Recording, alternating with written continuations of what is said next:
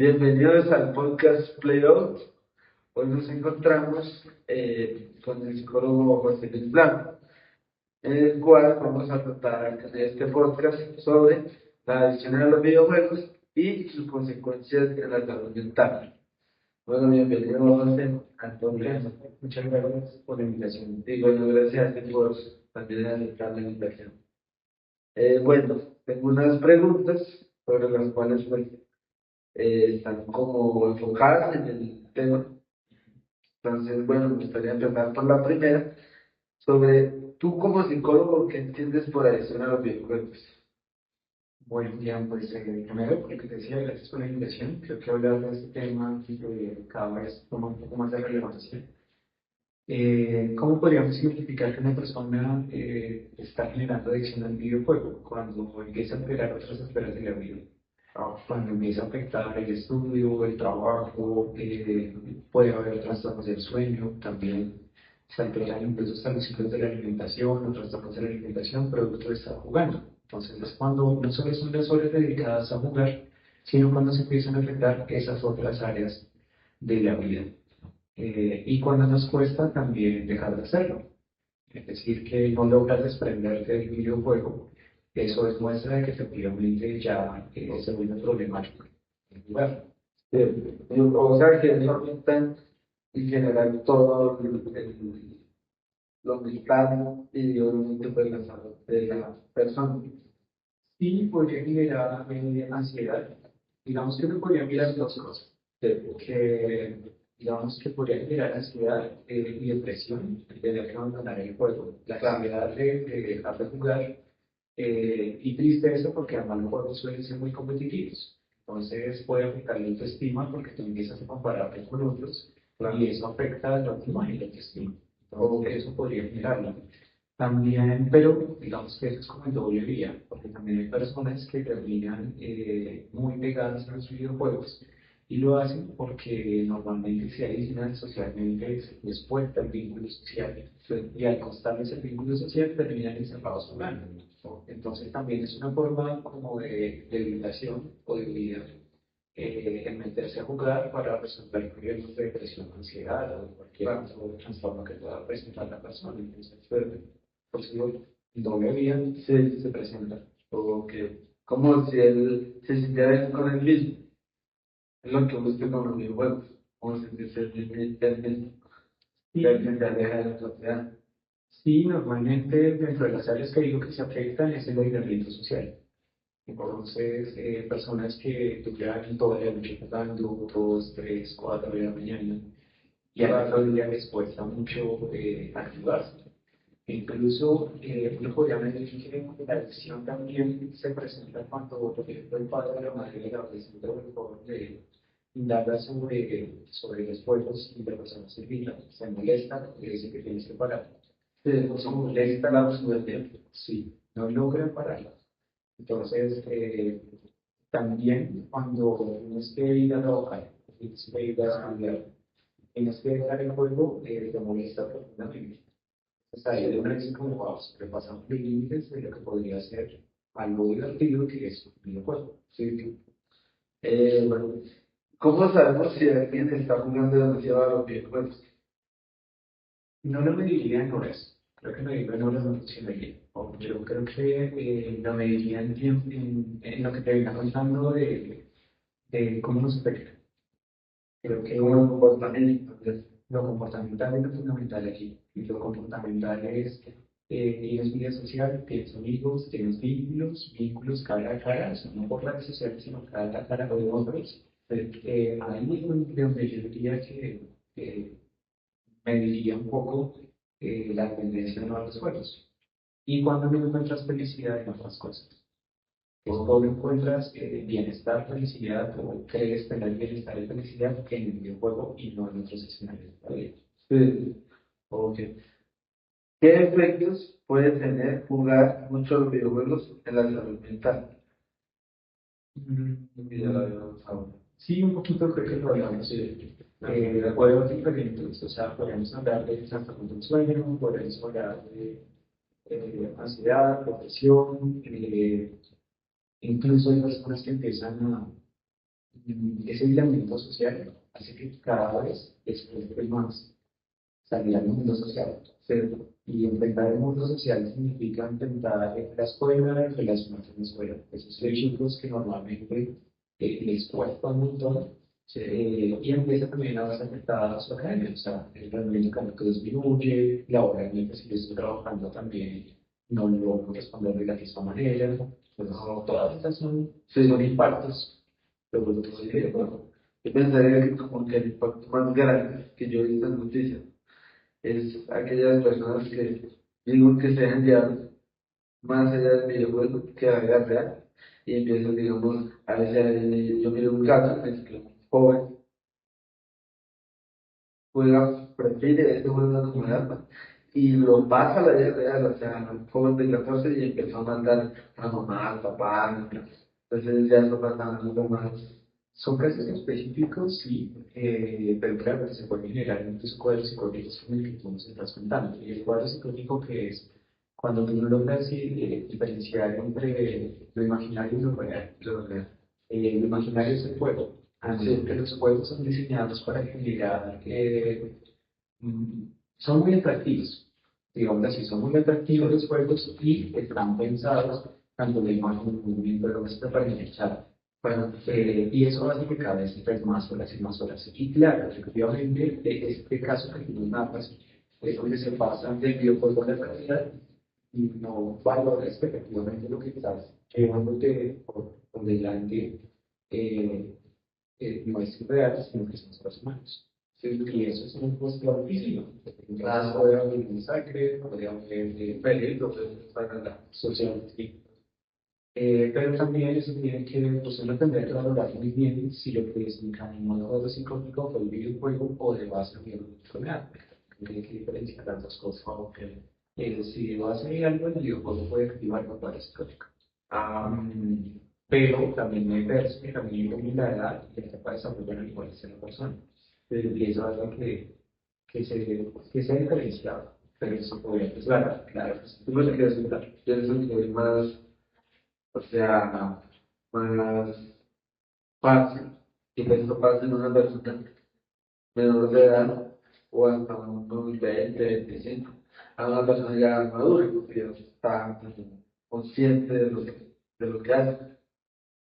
Sí, porque digamos que ya hay un grado de independencia y de autonomía distinto, ¿no? Y eso es lo que a veces no pasa con el adolescente o el joven. Y lo que incluso los chicos a veces terminan metidos en los videojuegos porque no logran resolver otras cosas de sus vidas y lo que hacen es un poco tomar como una sombrilla, como una sombra de los videojuegos para no sentirse tristes, para no sentirse mal, para resolver otras cosas de su vida. ¿Qué pasa en el cerebro cuando jugamos mucho tiempo? ¿Qué le puede pasar al pasar? Los videojuegos pueden generar placer y eso hace que se libere una sustancia que es la dopamina. Entonces, ¿qué pasa con la dopamina? Que cuando esto lo logras a través del videojuego, abandonas otras cosas que te deben generar placer. Y solo quieres estar con eso. Entonces, eso es lo que podría pasar con nuestro cerebro. Incluso que sí, otras cosas que nos podrían generar placer, como, no sé, hacer ejercicio, ¿verdad? Relacionarte con otro, ya lo hago. ¿Y por qué no lo hago? Porque lo encuentro todo en el videojuego. Entonces, eso podría pasar en el cerebro. Sí. ¿Es posible usar los videojuegos de manera saludable? ¿Cómo lo podemos hacer? Sí, creo que en términos como un mecanismo de recreación, de compartir también con los amigos, con la familia, está bien. Hasta de aprendizaje. Sí, claro, incluso hay videojuegos que se utilizan con niños para ciertas cosas cognitivas y funcionan. Sí. Entonces, sí, yo diría que no hay que tampoco estigmatizar los videojuegos, lo que se trata es de tener el tiempo adecuado y poner límites en los tiempos. Y saber que si yo soy estudiante, pues la actividad principal que tengo es estudiar, y no que lo principal sea el videojuego. Entonces, creo que se puede, es como colocarlo en un equilibrio para poder hacerlo. Y lo que digo, hasta los videojuegos podrían ser un espacio de socialización interesante con los amigos o con la familia. Claro. Por ejemplo, bueno, yo he visto mucho, no sé si has escuchado Hollow Film. Sí. Ese es un juego, pues a mí, a mi parecer, me parece que es un juego que ha perdido mucho.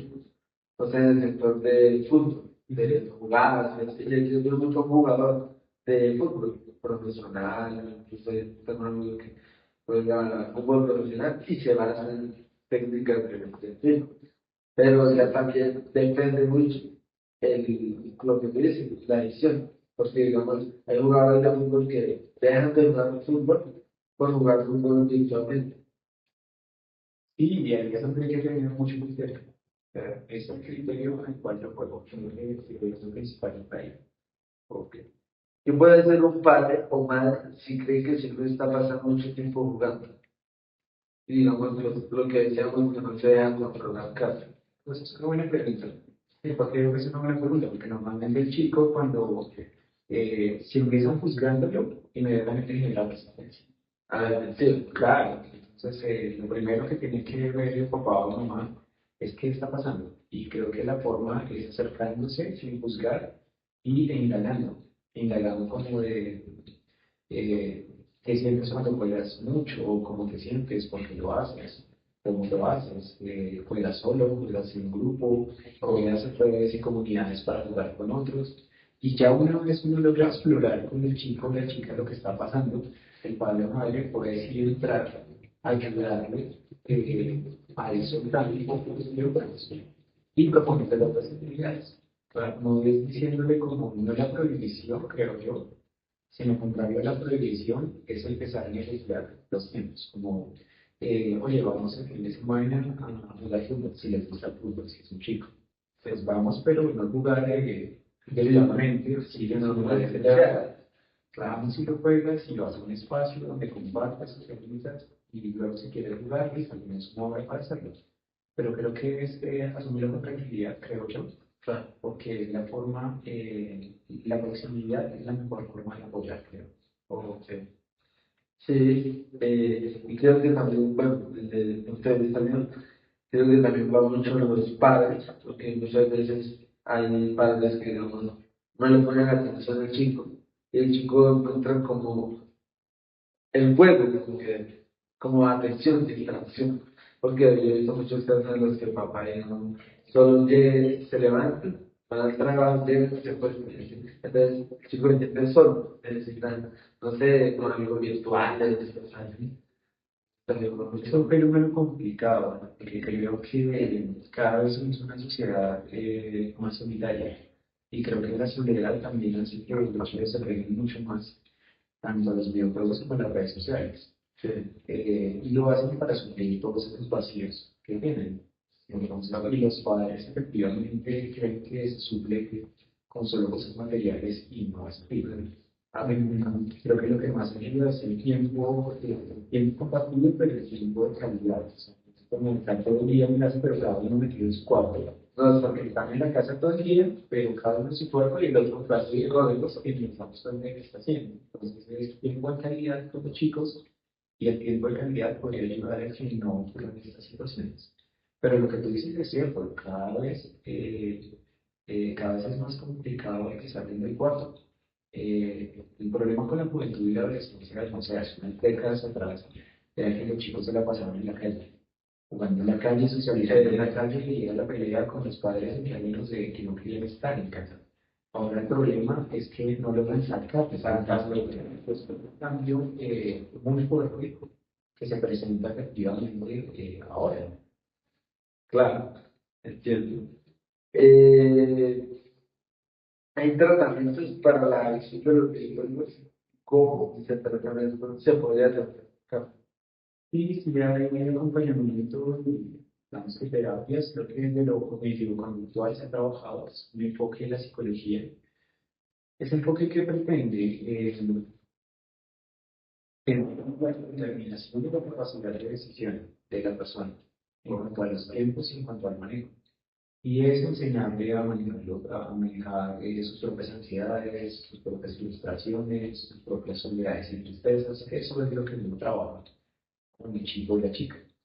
Claro, desde ahí podríamos hacerlo y normalmente se involucra, si son menores de edad, como lo que tú decías hace un rato, se involucran a los padres.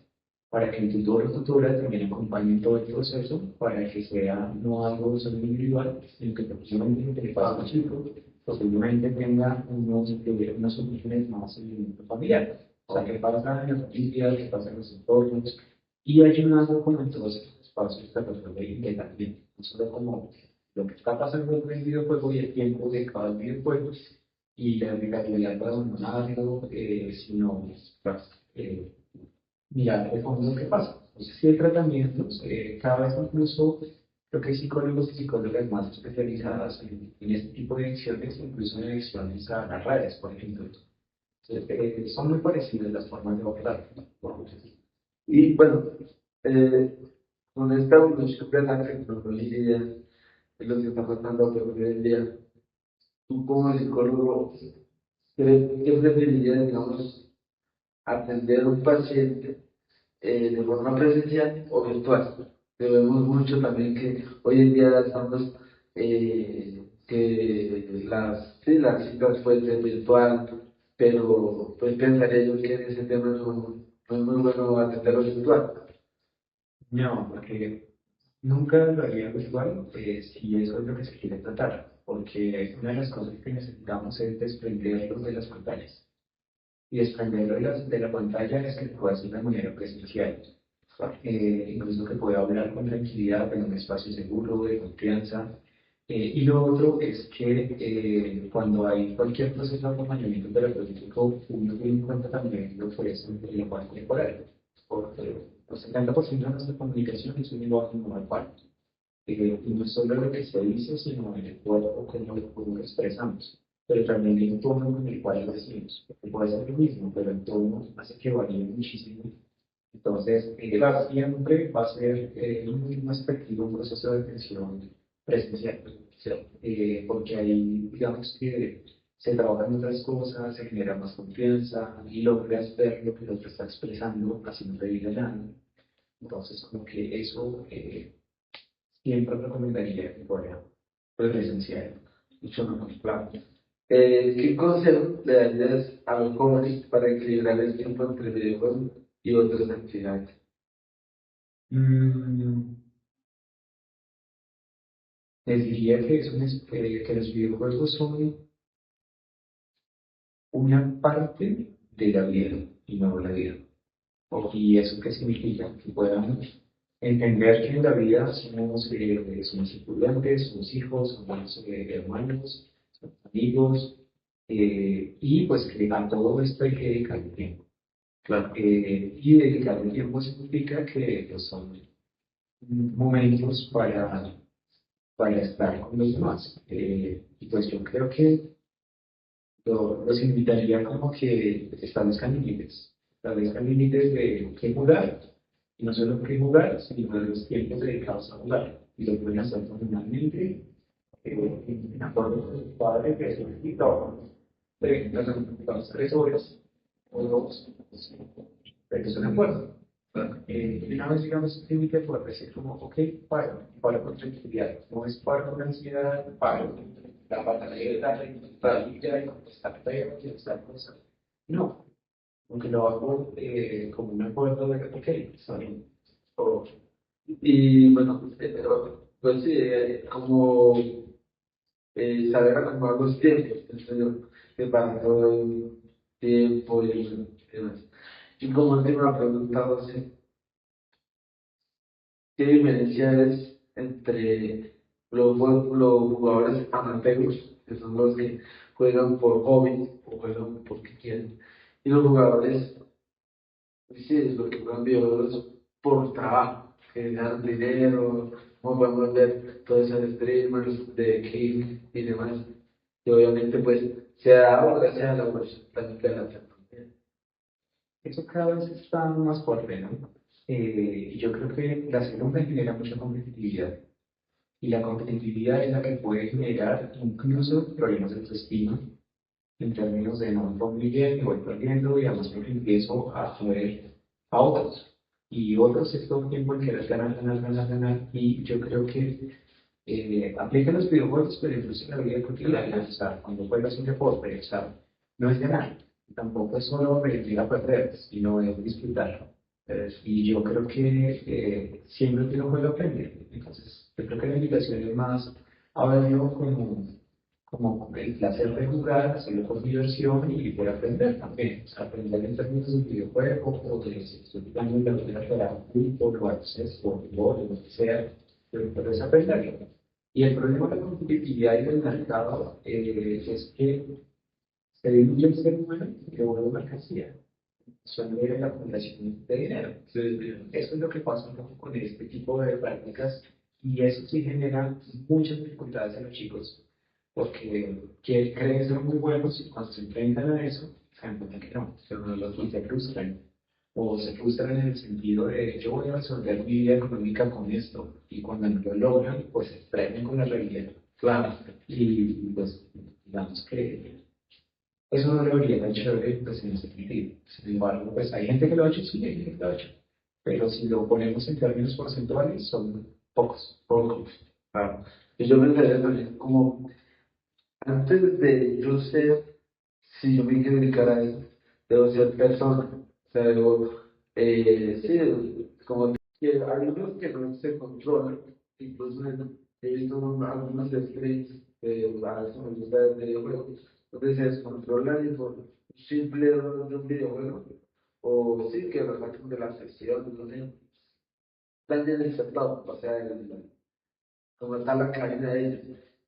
Como hay personas que, digamos, dicen, no, voy a hacer de esta hora, pues a controlar, que hacer otras cosas, y demás. Y pues ya son streamers grandes. Y es no dejar de vivir con los proyectos de vida. Y poder construir su proyecto de vida sin que los videojuegos lo ataquen. Yo creo que el equilibrio está ahí. Pero en ese aspecto de mantener como el equilibrio. Y cuando hablo de proyecto de vida es, si yo empiezo a faltar en el trabajo, si yo empiezo a llegar tarde, si yo empiezo a generar mi familia en un futuro, pues eso es donde uno dice como, wow, como así. Pues de ellos también que, bueno, al dedicarse a eso, los videojuegos, y eso, es como el fútbol. Digamos, todo tiene un límite, tiene un tiempo en el que eso se acaba. Por ejemplo, en este caso, los jugadores que se dedican a eso, llega un tiempo en el que ya no son tendencia y ya dejan de ganar, además.